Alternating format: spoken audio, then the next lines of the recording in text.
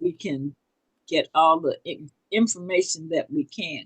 So again, my name is Betty Magnus. I'm vice chair of Chicago Women Take Action. I'd like to welcome you all, and I want to say Happy New Year again to you all. And I'm going to turn this meeting over to Attorney Jeanette Cummings is her last name. I know her from high school, so that's why I call it now. But turn it over so she can introduce our esteemed guest and we can get into getting the information we came for tonight. Welcome Judith Cossey, who is also on. She is the other vice chair of Chicago Women Take Action. Thank And we're you. going to get started. If you have questions, if you don't mind, could you put them in the chat? And Attorney Cummings, would you find out if the guest wants to take questions as she goes along, or if she prefers to put them in, that we put them in the chat and she can answer at the end of her presentation. But without further ado, Attorney Jeanette Cummings. Okay, well, Betty, thank you very much. It's been a pleasure to work with CWTA in this action that we've been doing as an ongoing action, and that is to get the public engaged in being involved with the whole initiative of our education system, which we have a opportunity to get involved on the ground floor because we have a historic situation in that this is the first time in 30 years that the public has been involved or potentially involved by being able to elect our own school board. So CWTA has taken the initiative to work with a number of other organizations and entities such as Chalk, Beat, and WBEZ radio, public radio, to spread the word that we should be as an organization that is advocating for public good and particularly for the good of our communities.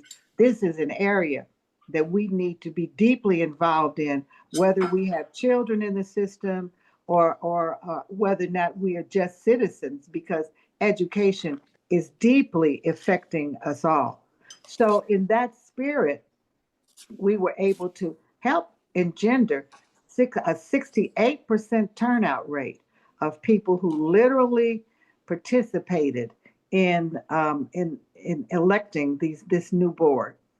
So we're turning now our attention to getting into the deep end of things, how we as citizens can understand even more than we do now about the complexities of what it's going to take for this new board to govern. And so we began with the information that we're going to collect and start with tonight about how does the budget work. At the end of the day, everything depends on what and how we get sufficient money to be able to do what we do, and how that money is being allocated, where it comes from, what is right about the budget, and what may be problematical. We're going to examine that today with our guest, who is Elaine Gaberik. She is the policy director for the Center for Tax and Budget Accountability. Very, very respected 501c3 that has done a lot of excellent work, especially in analyzing budgets and how they, in the education and other arenas, and how they affect and whether or not they are doing the right thing. So I believe that Elaine is going to discuss with us now the big picture of where our CPS budget is, what is some of the things that we should be anticipating, particularly in connection with the current issues that are going down in negotiating a tax, that is, things that are going to affect the budget with the teachers union. We're going to examine what are some of the other things that we should know about how the budget issue came to be. That is where some of the issues around budget allocations are, as well as, well, just the frankly, where does our money come from and where should it come from? So may I introduce Elaine Gaberik as our speaker for today. Awesome. Thank you so much. Let me go ahead and share my screen slides.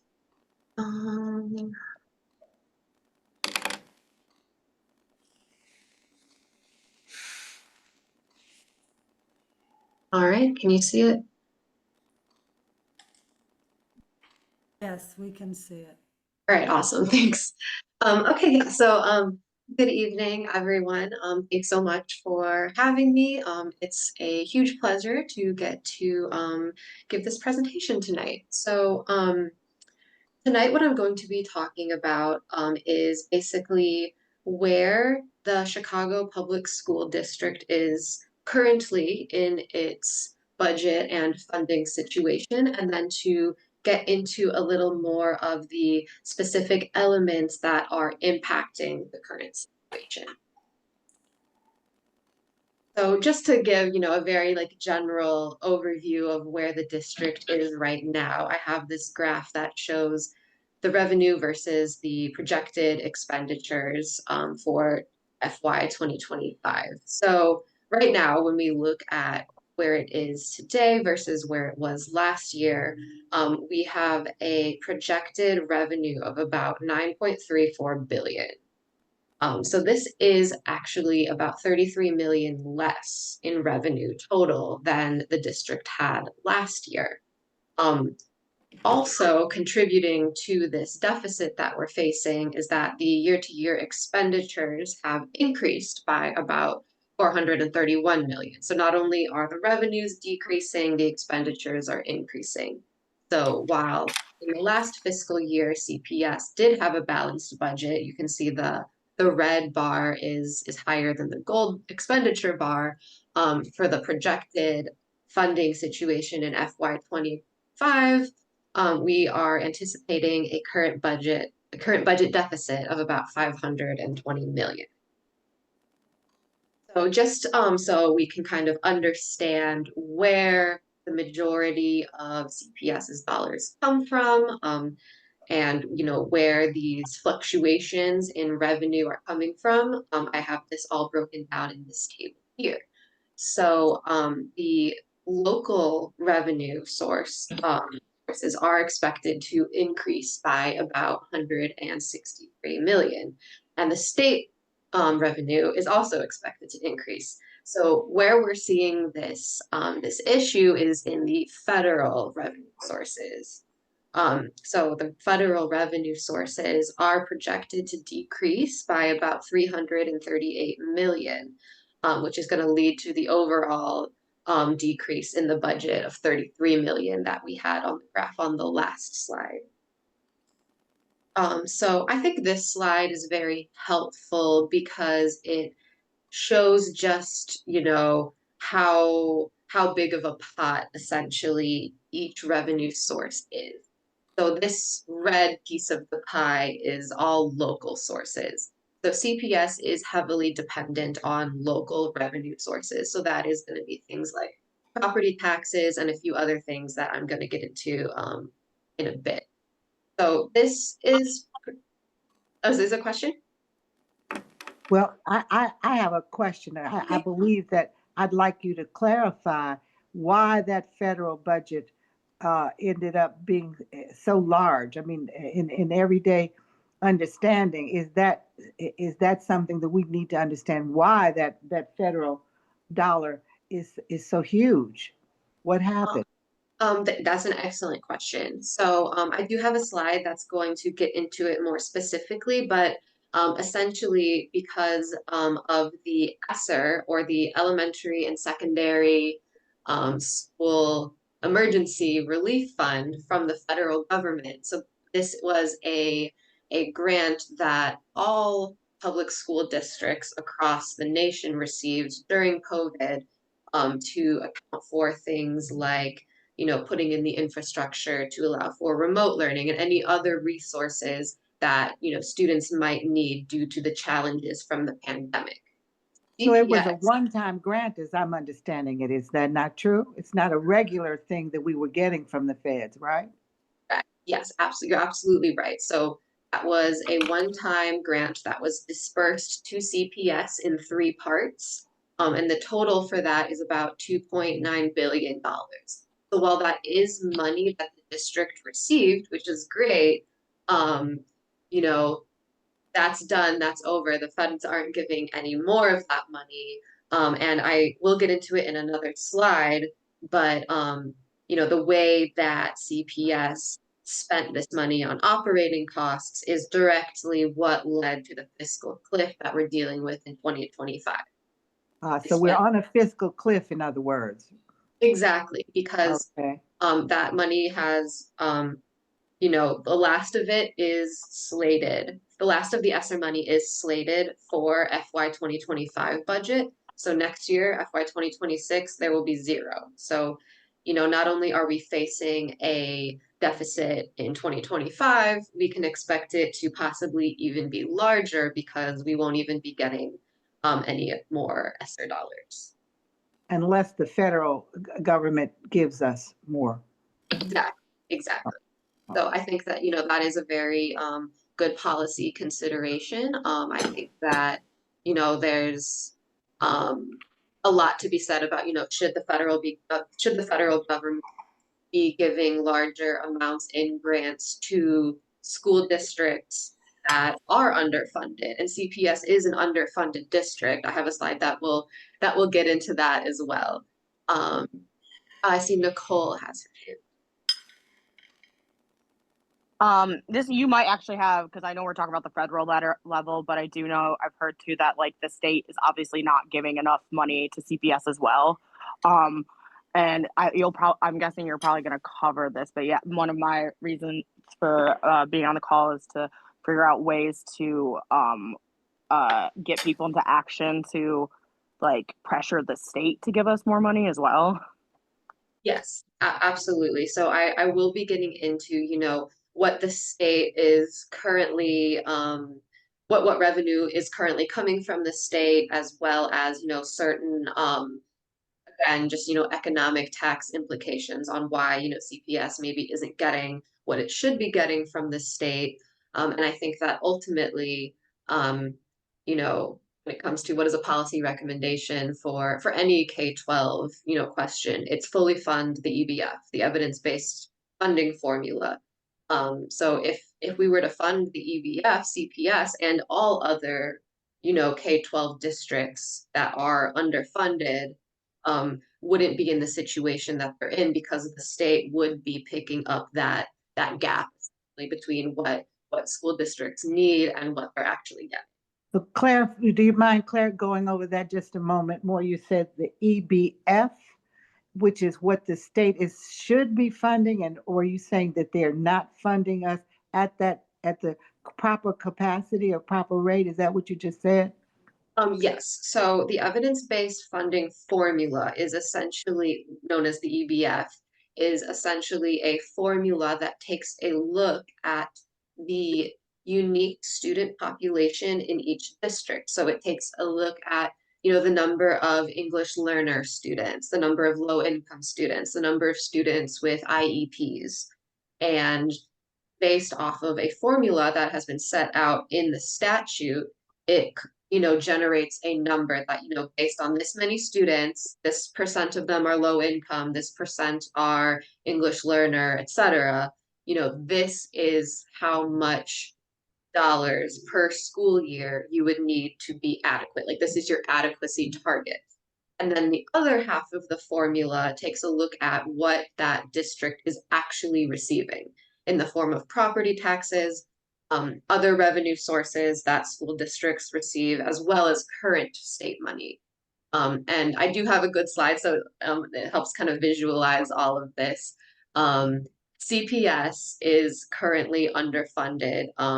by the state's calculations, they're funded at about 79% of what they should be getting based on their student population.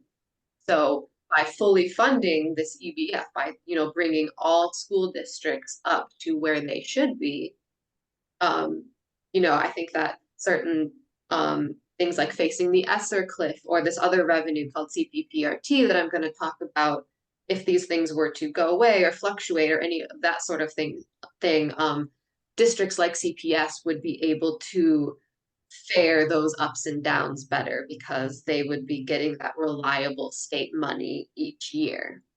So kind of like segueing, I guess, into that, CPS is not unique in that it depends largely on local revenue source.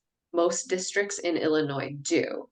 And there's a lot of problems with that. I mean, the biggest one is that you are going to have a higher chance of inequity between districts, right? So certain districts that have a high income per capita are going to have more dollars for their school district per student. What you'll see in a lot of states that have a higher percentage of the state picking up costs of schools is that there is less inequity between districts. So that's something that is faced by most or all, I should say, underfunded districts in the state. In Illinois, we are one of the lowest states for the percentage of revenue to school district that is from the state, which is problematic from an equity lens.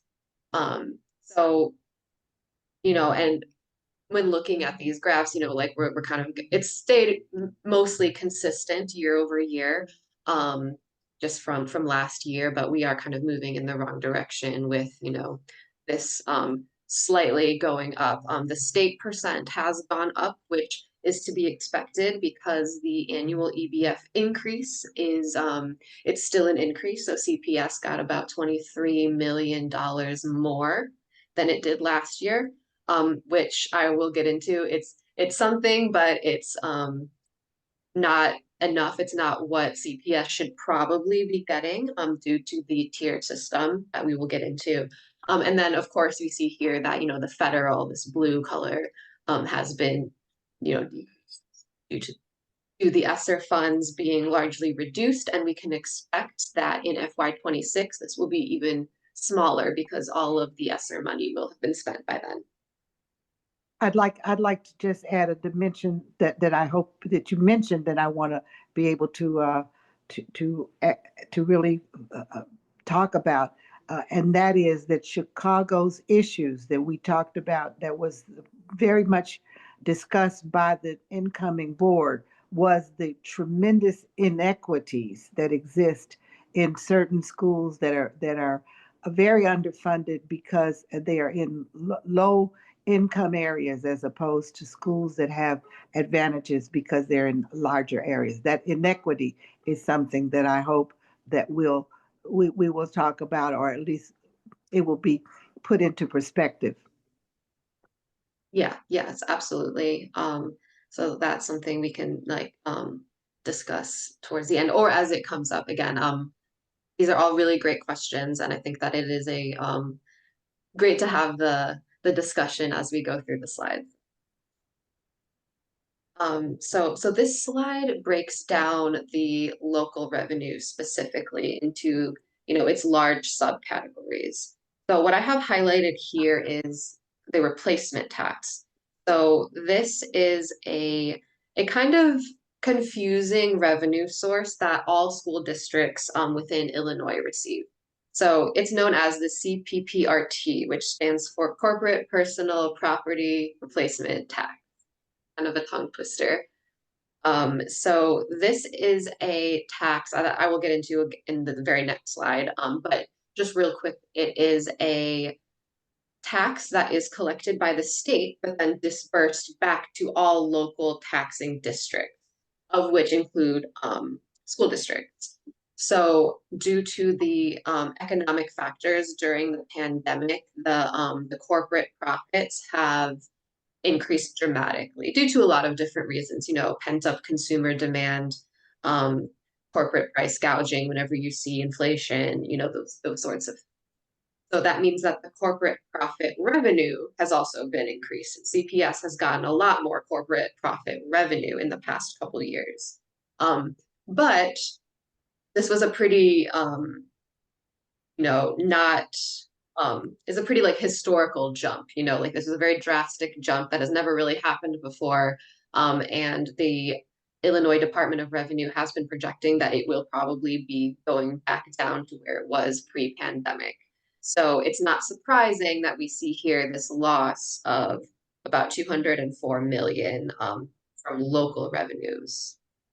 So just for clarification, you're saying that that the corporate revenue source, I'm hearing you say that this is fairly new for us to have gotten sufficient, or at least a pretty large corporate revenue, and you expect that the corporate revenue that goes to Chicago, CPS, will decrease in the coming years. Is that what I heard you say?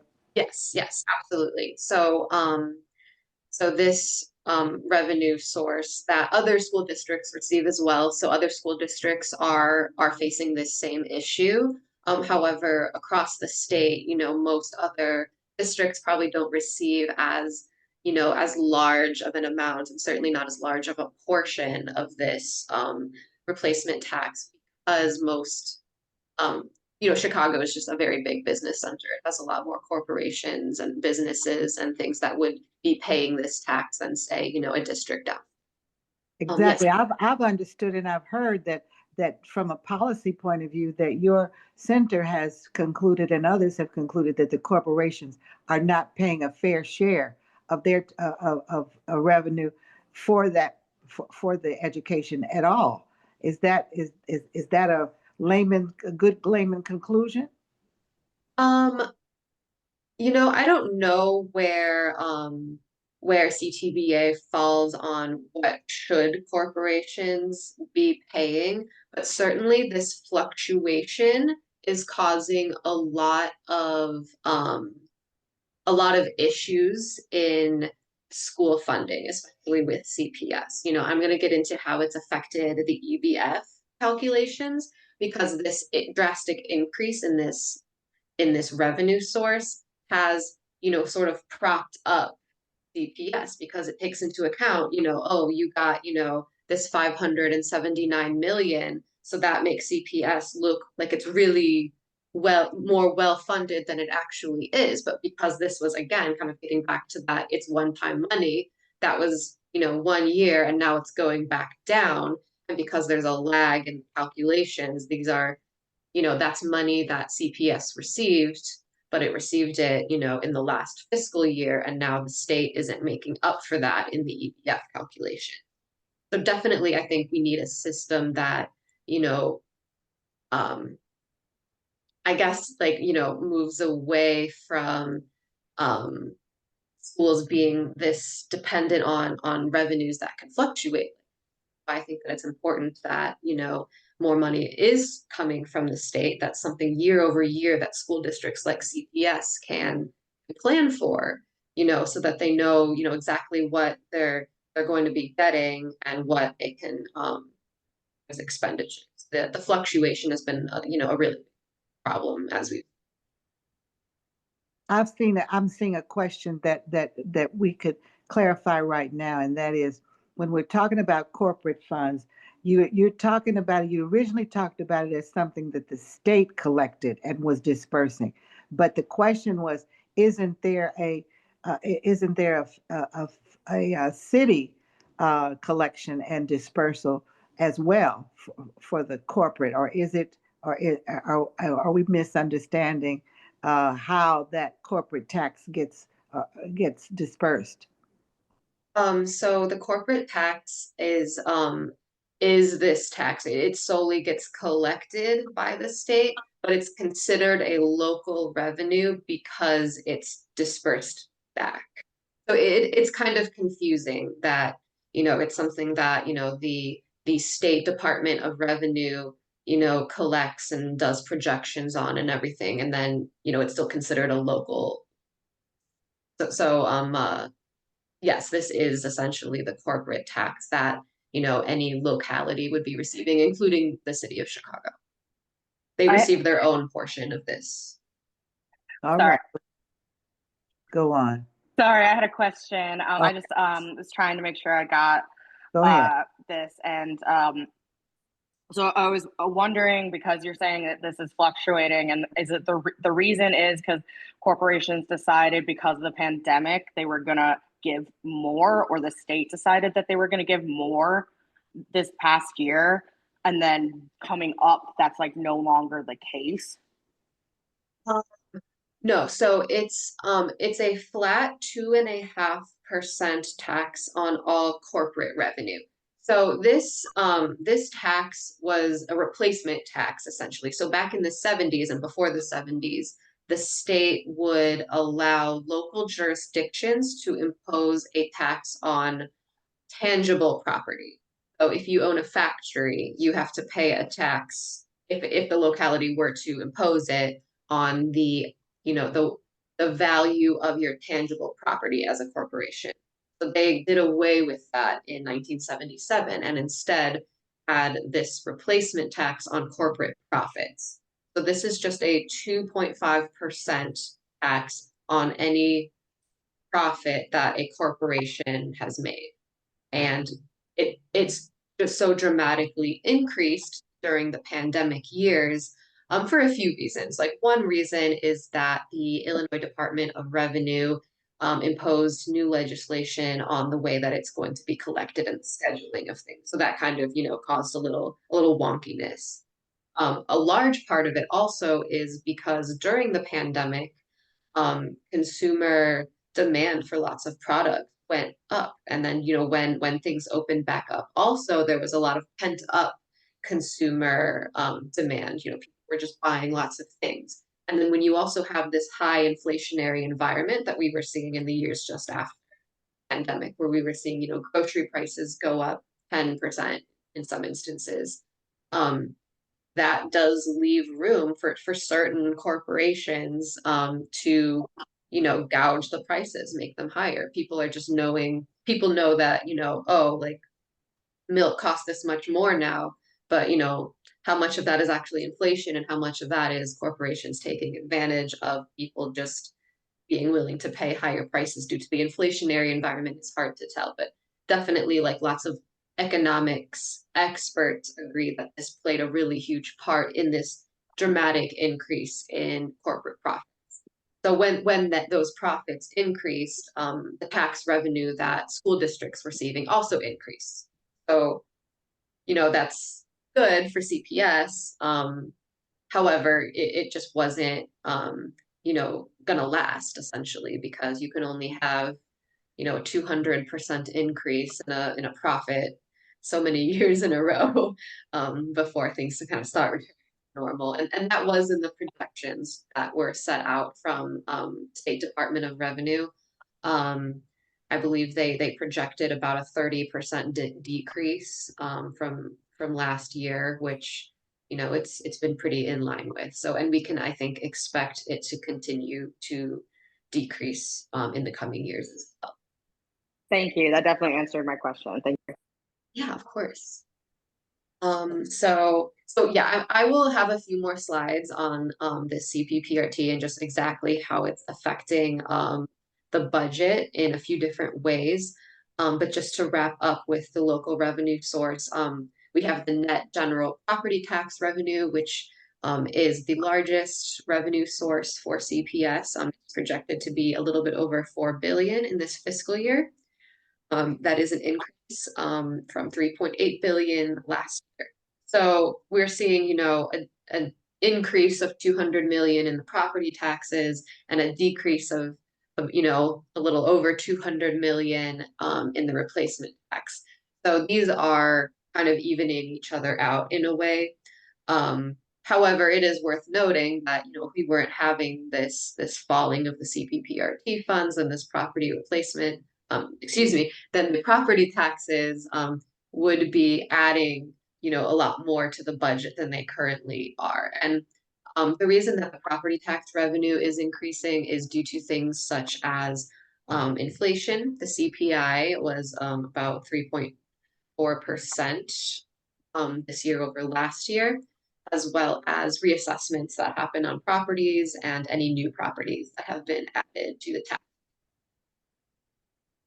So This, can you comment on the fact that that this is the area, the reliance on property taxes, which as one of the greatest areas of revenue sources for local taxes, that this is a source of very, very big um, consternation, big issues. Can you go a little bit farther into the limits of how much farther we can go in relying on property taxes? yeah, absolutely. So when we were looking at um the larger of the share that, you know, a district is relying on its local property taxes, the more likely you are to have higher rates of inequity across districts. So that's never a good thing. And Illinois is, I don't know if we're the worst anymore, but I know, you know, in the last couple decades, Illinois was one of the worst states for inequity between districts. And that is because of this over reliance on property taxes. In states where the state has the largest share of the revenue, you don't see this as much. I know, for example, in Washington state covers about 77% of costs to public K-12 districts. So, you know, and, you know, looking here at Chicago, Illinois, and we see, you know, some districts are in, you know, the 60% of relying on these local property taxes. It is a big problem. It's always better to have, you know, diversity within that, but then also, you know, the state should be covering this at least, and that's kind of like what the purpose of the EBF was when it was passed. You know, there was a lot of inequity across districts in Illinois, and you had certain districts that were, you know, less than, you know, 60% of where they should be with their funding based on their student population. And then you had some school districts that are well over 100%. So, you know, in general, lots of districts in Illinois were underfunded, but there's also this large inequity that was happening. So what the EBF does is it takes, you know, all of the districts that are currently not receiving enough funds to adequately educate the students they serve, and, you know, as the state is upping its investment in education each year at a minimum of 350 million. That's how much each year the state has to put in. Except for 2021, where they flat funded it due to pandemic issues again.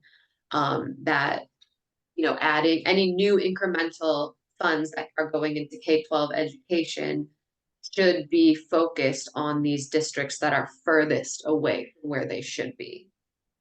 So we're getting better. That has been since, you know, FY 2018, but, you know, we are still, you know, we still are in this environment where lots of districts are under. When I see Betty has raised. Yeah, I just have one question. In the past, initially, the money from the lottery was supposed to fund education. And somewhere down the line, that got lost, for lack of a better way of putting it, in the shuffle. Whatever that percentage is we get from the lottery now, where does that show up? In the state's amount or in the city, or where? If That's we still get something from the lottery. that is a great question, and it has been brought to my attention that this is definitely something to be looking into, because I actually hadn't heard of the history of the lottery supposing to go to education. So I'm not sure. I think that I know in the conversation I was having with Jeanette, she mentioned that it was being subtracted from the state's amount. So maybe Jeanette, you can explain it better. But they were saying technically we are giving this money to education, but it's not actually an over and above amount because they're subtracting it from the state disbursement. Exactly. That is an area that when we talk about what can we do and how can we increase the revenue, that's one of the areas that I would like to put some exclamation points around for us to do further work in from a point of view of researching that and perhaps going at that one because it's a huge amount of money that we're missing. Yeah, and I really appreciate that being brought up. That's a Okay, you can go forward. Are there Right. other local sources beside the tax, beside the phantom lottery money? That is when I said the tax, the property taxes, the phantom lottery, and the state revenue and the corporate that you've just explained. Are there other resources for income that we need to know about? So other local I have here, I mean, these include different things. I know that this includes the TIF surplus that CPS is entitled to. I know that about I believe it's about 160 million that are that's coming in the TIF surplus this year. So that's another local source. But the main source locally is the property tax. So it's, very heavily reliant on property tax, which, as we know, there's issues with that as well. So um, just to get into a little bit of this now, kind of transitioning over to the state revenue. So like I said before, the CPPRT is this revenue source that the state collects, but it is considered a local tax revenue because it is dispersed back out to all the local taxing districts, which include school districts. So the EBF does include the CPPRT in its calculations, kind of like I said before. So when this CPPRT amount has increased, that makes CPS and other districts that have received similar increases in this revenue look like they're more well funded than maybe they are because again, this is one-time money. So it does reduce the adequacy percent, and then it in turn reduces the funding that it's entitled to from the state. So this graph here shows how, year over year, this CPPRT fund has really not fluctuated a lot. If you look back in the last 10 years, the average increase has been about 0.5%. So it's really stayed, for the most part, quite consistent. Which you can see here on the 2020, the 2018 and 19, and even into 2020.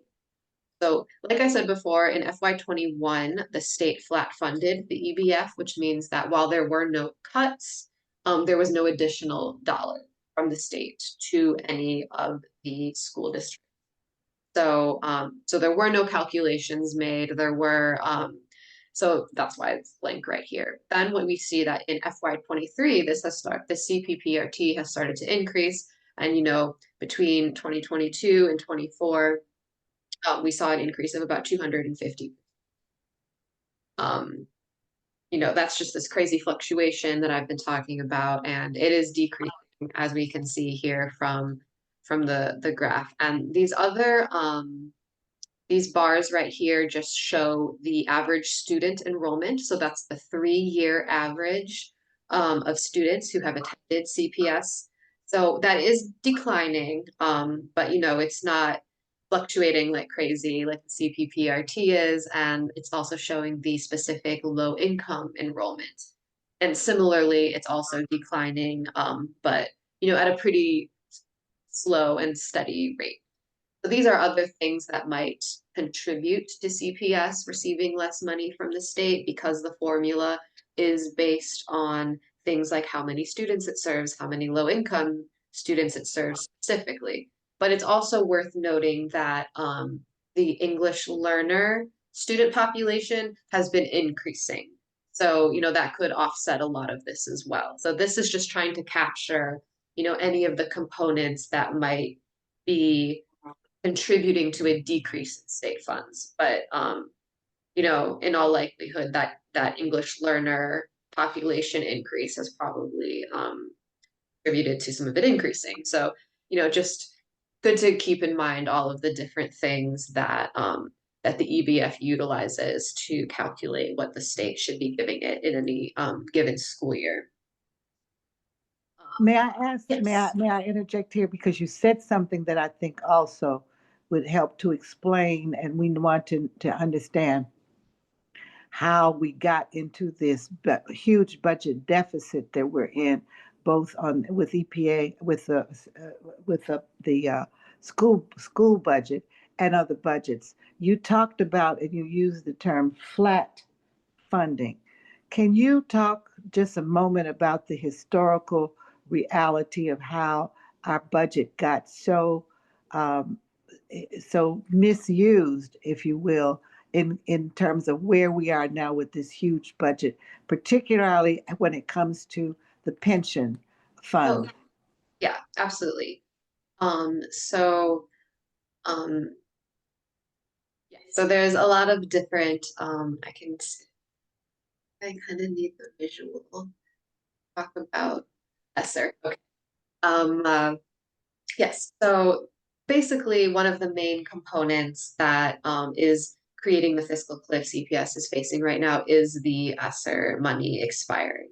So this table here shows the three different parts, the installments, I guess, of the ESSER money. So in total, since 2020, CPS has received almost $2.9 billion. And it's essentially all been spent, which, is good because it was going to expire next year. They had to spend it by this year or lose it. The problem that is like leading into, the financial issues that the district is facing is the way that they've spent it. So this pie chart here shows the breakdown of how all of the ESSER dollars have been spent specifically at CPS since 2020. And this kind of like taupe color is salaries, and this kind of blue color here is employee benefits. So that makes up almost 68% of the total spend. And those are operating expenses. So when you take one-time money and you put it into your operating expenses, that is, the expenses that you need that are incurred day after day just running the school, you are going to have a fiscal cliff when that money expires if you're not replacing it with anything else. So because this was one-time money, CPS really shouldn't have put so much of this into its operating is better So that way. was, would you categorize that as mismanagement? Yeah, I mean, I guess I understand that, maybe there were other fiscal issues that had already been taking place. When I get into the pensions, we'll talk about that. Um, uh, so, it kind of maybe felt easy to plug a hole, as it were, when the pension expenses were kind of getting out of control, and here's all this federal money, and great, we can keep running the schools the way we are. But it was always going to come to an end, and CPS knew this. All districts knew this. So, better ways to have spent it could have been in investments, such as like capital investments. CPS has deferred maintenance costs. They could have brought, buildings up to code, that sort of thing. So this is like a very big contributor to what they're facing right now. Yes. Yeah, so my question would be, like, was it the previous board and then Martinez that would have decided where this grant funding would have been and not like the union, obviously? Or like, how did that work out? Because you guys do contract negotiations every year, right? So is like, I think in the media sphere that we're in right now, people are trying to place blame on the teachers union and on the teachers. But would this have been more of something the board would have like okayed and been like, hey, like we're gonna do this? Yes, yes. Ultimately, the budget is approved by the school board. Definitely the CTU has a lot of sway, you know. So I'm not going to say that the board doesn't have to listen to the CTU. Of course they do. So, you know, it's kind of all of the players at once, but ultimately, you know, the board does approve the budget. But what's standing behind all of this is the fact that there were all these unfunded mandates, that the pension funds that were that were part of what was passed by the city council and so forth, and negotiated by the mayors, and I'm talking about multiple administrations. The pensions, as I understand it, were never properly funded, and that there was money borrowed from the pensions, and a lot of things that actually had nothing to do with something that was in the control of the CTU or the board. That it was all the fault, if you will, of people who were not having pension holidays and so forth. Can you talk about that? Yes, absolutely. So yes, getting into the pensions, because that is another big player in the current situation at CPS. So right now, the Chicago Teachers Pension Fund is funded at about 46.3%. So basically what that means is that when you take the ratio of the assets to the liabilities, this is the, you know, the percent funded that it is. But to compare the national average for a pension fund, like what other states have, what other cities and school districts have, the average is 78. So the CTPF is not in a good spot, and there's a couple reasons for this. Um, so the CTPF lost about 3.2 billion from the city when the city used to pension funding holidays, like you were saying, to help stabilize its own budget. So essentially, what they did is they just deferred the payment and incurred the loss on that. So that meant that the CTPF had to liquidate assets, rely on investment earnings to pay what they were obligated to pay. But then in the end, that, you know, reduced the funded ratio for liquidating their assets, which means that they have less assets to liabilities. So, you know, back if we look at this chart, you know, in the late 90s, it was at 100%. It was a very, very healthily funded pension fund, better than the average, in fact. But you can see where we had these pension holidays in the mid 2000s and in 2012. That's kind of where the issue began, and that funded ratio started to decline. Nicole, I see your hand. Yeah, so I was gonna say is this like deference and basically when they decided to liquidate assets, was this kind of what happened with the school closing? So like the liquidating of some of those capital, like are the actual like some of the buildings and stuff, was that also part of this? Yeah, that would be part of liquidating the assets as well. And other assets as well, like investments that they have, that the fund specifically has, because the fund, think of it kind of like a mutual fund, you know, like they do have to pay out certain dividends, I guess you could say, as the pension obligations, but they also have a lot of money invested. So in order to pay the obligations, they had to liquidate a lot of that because of the city taking the um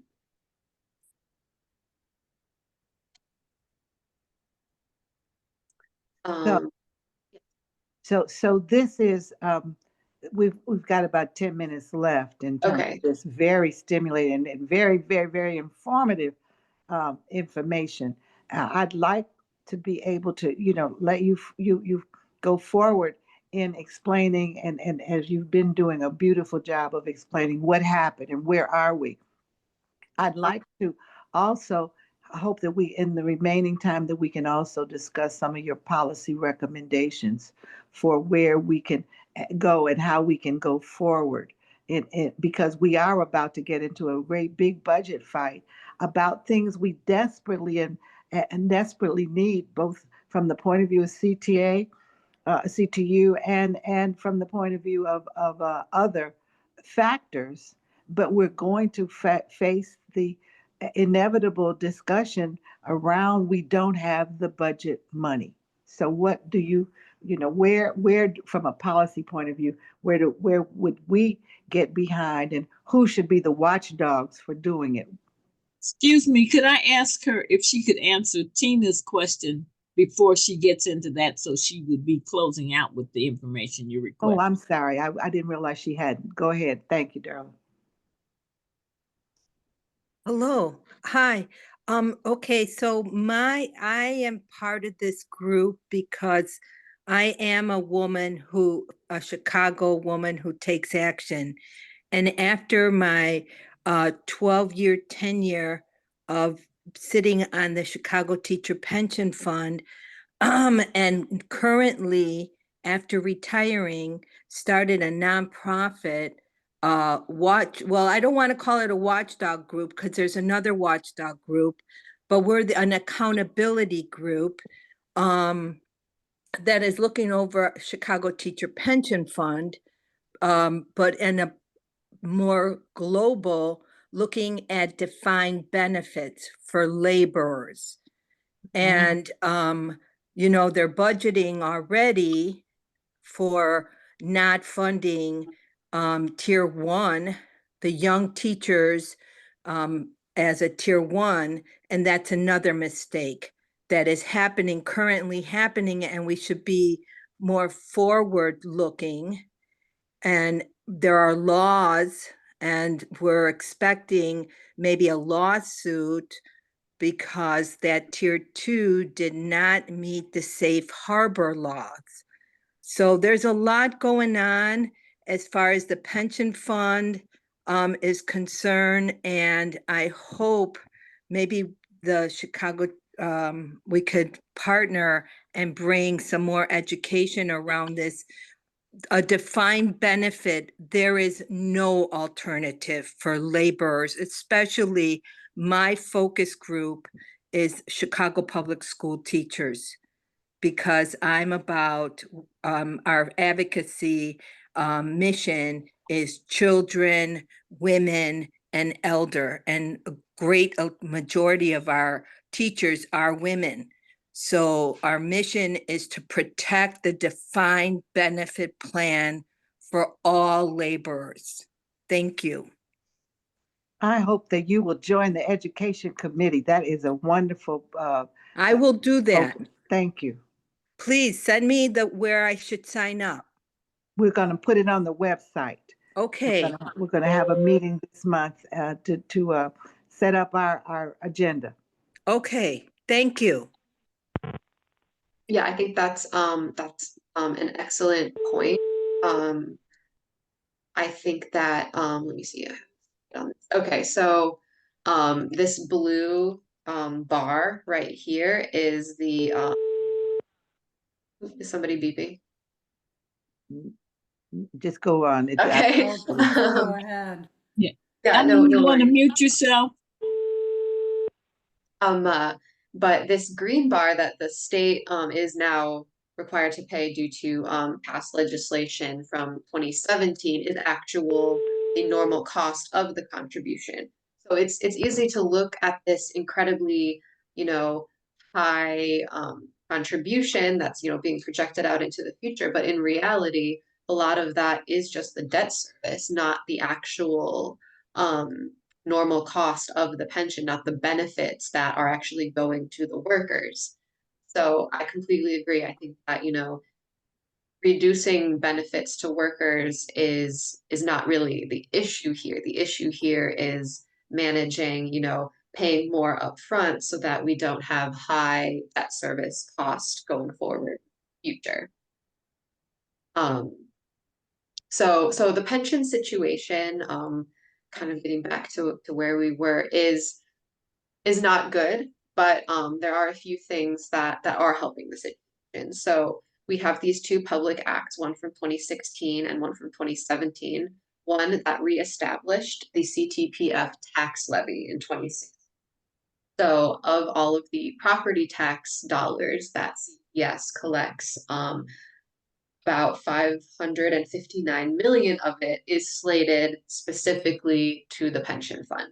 So before 2016, there was no specific, I guess, like slated dollars for pensions. That's not the case anymore. Some of the property taxes will be diverted to it, as well as the state now has the obligation to fund the normal pension cost. So that's two sources that the pension will be, for sure receiving year over year going forward. So just to, look at that breakdown again, the green here is the state's obligation of normal costs, and this royal blue here is the debt service that is required to be paid by the Board of Education contributions.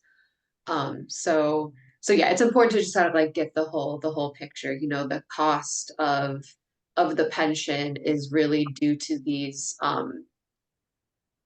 holidays that happened, not the cost of benefits that the workers are receiving. So cutting those benefits, just doesn't make sense from a financial perspective. That's not the problem here. The problem is the debt service. So I think, let me see, just want to make sure that I got all of the main things I wanted to talk about. Okay, so yes, going forward and talking about policy. Oh yes, Tina. Sorry, Oh, I no just worries. wanted to hear, my phone, I'm having problem with my device and my volume, so I didn't really get that last sentence. I just want to clarify something, making sure that everybody on this call understands that a pension is just a deferred compensation. The money that you see there going to pensions is earned, that teachers do not take home what they are contractually signing to work for. Part of that compensation is set aside and deferred to when they retire. This was 130-year-old algorithm that is a beautiful algorithm that works. And like you previously said, they didn't use it properly or they didn't fund it. So it's a function, it's an algorithm, it's a function. So there's things that things that have to go in order for this formula to work correctly and get the right output. So they messed with the formula. Therefore, now what we're trying to do is stop the bleeding. And you've pointed out many ways, and I'm going to stop talking and continue this education at another time. But I just wanted to emphasize because there's a lot of pension envy. It's a defined benefit, and it is deferred earned wages. And what happened is our wages were pillaged or stolen, and we need them back. I will end there. Sorry for taking too much airtime. That was excellent, though. It added a dimension. Go on. Definitely agree. And I think that that's important to remember as we talk about all of these things.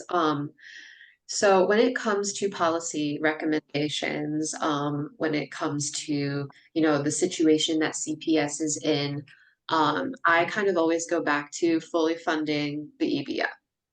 So what this table shows is that, last year CPS was considered by the state to be 80% funded. So we're going down, and we talked about a lot of these reasons due to the CPPRT decrease and everything. And in all likelihood, this 79% funded could be even a bit lower because we know that there's a lag in the calculation between the resources, when the resources were actually received by the district and when they are being held specific school year. Oh yes, Tina, I see your hand up. Sorry, that was before. Oh, no worries. Okay. Just wanted to make sure I wasn't ignoring you. Okay. So in all likelihood, CPS could be even a little bit less funded than 79%.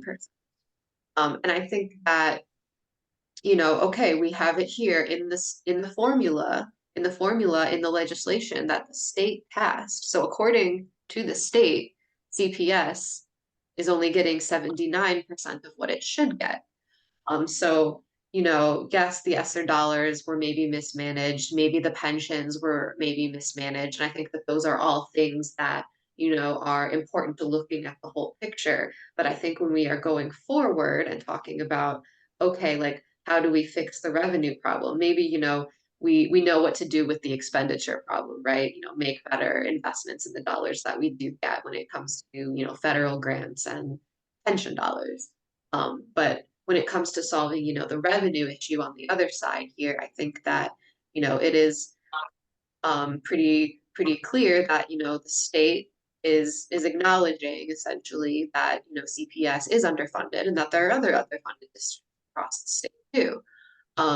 So I think that pushing for fully funding the EBF as quickly as possible is the best route to go. So the way that fully funding the EBF works is in the statute, there is a minimum funding increase that state is required to put in as additional funds into K-12 education.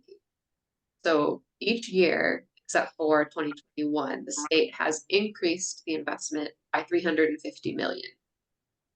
And while that is great, that is, huge progress from the pre-EBF formula for how the state was funding K-12 education. I think that we still have ways to go. So if, the state is acknowledging that, CPS and all of these other districts are underfunded, push should be to, have the state increase that investment, put more dollars, maybe more than 350. I know a lot of advocacy groups advocate for 500 million additional dollars a year that could get CPS and all underfunded districts to where they should be faster. So let's see. Yeah, so I think that was everything that I wanted to cover because we got through the pensions already. So that was all of the slides that I had for tonight's presentation. And I'm happy to take any other questions that the group may have. Yeah, so I just have one. So I have a question. This is Mary Driscoll. I'm a board member of CWTA. I have a question. So I think we all agree that the evidence-based funding formula is really important and that the state needs to come up with more money for CPS, but the state itself is having a budget problem. So what do you think can happen? I mean, I know that I've heard some ideas floating around about maybe taking another look at a fair tax or looking at what we talked about, what was on the last election in terms of 3% millionaires tax. How do those kinds of things sound to you as a way to move forward to get more money for the state, which then in turn can turn around and give more money to the city? I think that is an excellent point and an excellent question because you're right. The state is looking at a pretty big deficit itself. So, it's always important to talk about, yes, revenue for the state, but also revenue in a way that is equitable. And I think that, yes, looking at things like the fair tax or a millionaire's tax are, good ways to start doing that, because we don't just want to, raise any and all taxes, because most taxes are just regressive by nature, unless they are an income tax or an estate tax, thing like that. A sales tax is regressive because, um, moderate to low income people do end up paying more of that.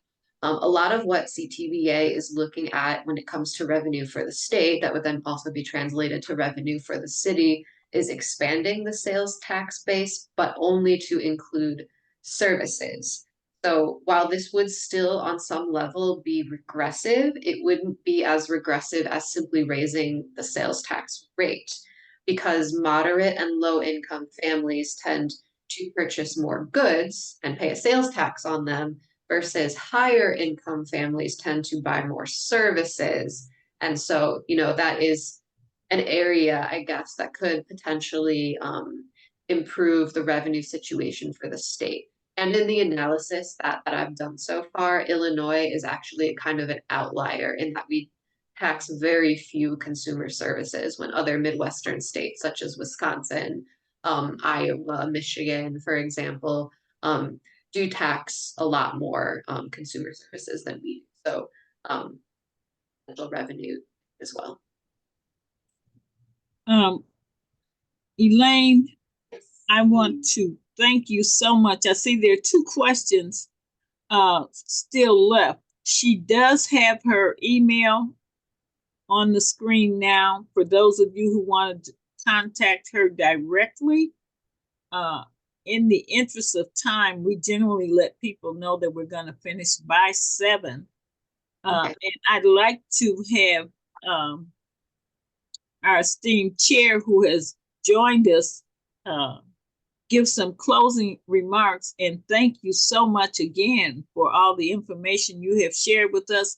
Nicole and also Tina, can you email Elaine directly with your question, or is it something you think is for the good of the group? We can go ahead and see if she can stay a few more minutes to respond. Okay. Yeah, mine isn't about it's not really a question. It's just we, like, the group that was putting the health and public stuff together for the budget this year, we looked into payment in lieu of taxes for the big universities here. And I think that next year that's a good thing to look at, to take some of take some of those payments that we might be able to get from some of these big endowed schools and then put it back into CPS. Thanks, Nicole. Tina? Oh, okay. Hold on. My question, I put my hand down because I wasn't going to ask it anymore, and I forgot what I was going to ask. I figured I'll get more in depth with you all offline, and I'll work on an education session. Thank you. I remembered. Yes, I was thinking like a farmer.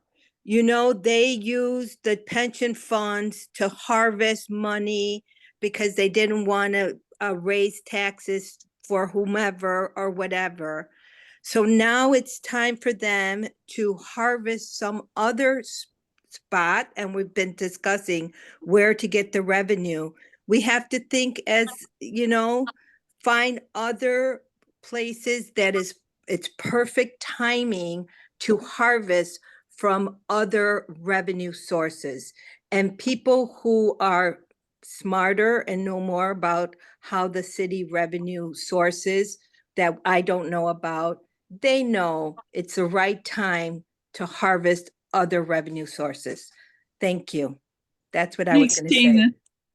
Attorney Jeanette, did you want to say something before I turn it over to Yes, this has been a wonderful session that has prepared us for ongoing really an ongoing discussion that I think we can concretize and figure out how we can get behind some specific ideas, some of which have been put out here, that we can that we can distill and go forward in a real pragmatic way.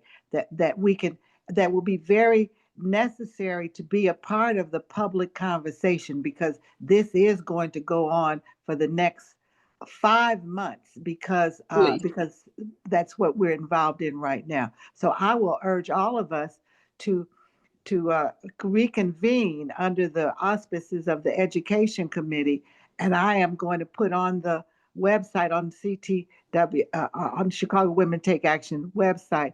I'm going to propose that we meet on the last Saturday morning at 8:30 in the morning. That's my proposal, but I'd like you all to respond to whether or not that is a excellent or a loser proposition. But that's what we're going to propose, and I would love to have you all join us and work out what we're going to do with this information we've gotten today. Thank you all for coming.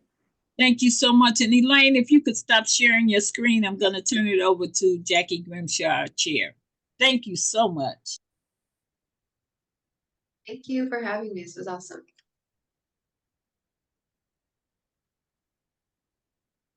Jackie, you're muted. Oh, I thought I unmuted myself. Sorry about that. Elaine, I just said I just want to thank you and thank Ralph for making sure that we had somebody from your organization to come, because as Jeanette said, this is something that, you know, we really want to get our teeth into and understand the funding. I mean, we can read the headlines, but the headlines don't always tell us the truth. So we need real information. And thank you, Betty, for standing in for me. And thank you for Jeanette for just providing a wonderful facilitated meeting. You know, I'm right now focused on transportation, but it's good to learn a little bit about education. Education and transportation, they kind of like go together, if you ask me, but all quality of life things that we must have. So thank you, Jeanette. Thank you, Elaine. Thank you, Betty. And thank all of the folks who attended the meeting tonight. And Tina, we expect to see more of you. So don't disappear. Okay. I want to, you know what? Thank you for inviting me. I think that's what I needed. I needed your open arms, and I will be there. Okay. You have my email. All right. Send me Arms, wherever. Tell me when and where, and I will be there. all right. Oh, well, Jeanette just told you, but we'll tell you again by email. So to everybody, please come back. Please help us with this education thing. Jeanette, I thought your proposal to get the lottery money is a good one. It's something that people can understand. They can put their teeth into. They can, you know, they remember when we were promised. And as you said, we are getting the lottery money, but for every dollar in lottery money we get, they take $1 away from the state education funding. So it's like what do you call those 4-card mollies or something? You know, it's a Molly, sleight of bait and hand. switch. So that's what's happening to the lottery money. Did But you we say need to. deception?